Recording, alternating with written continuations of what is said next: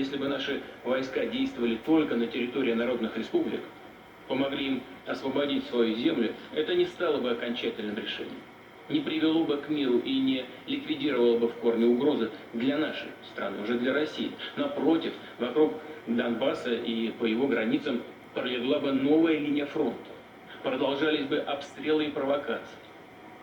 То есть вооруженный конфликт тянулся бы бесконечно, подпитывался реваншистской истерией киевского режима, а военная инфраструктура НАТО на Украине развертывалась бы еще быстрее и агрессивнее.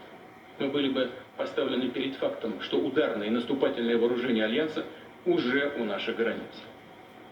Повторю, у нас не оставалось другого варианта для самозащиты, для обеспечения безопасности России, кроме проведения специальной военной операции.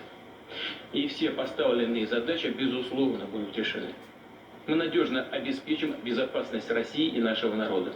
И никогда не допустим, чтобы Украина служила плацдармом для агрессивных действий против нашей страны.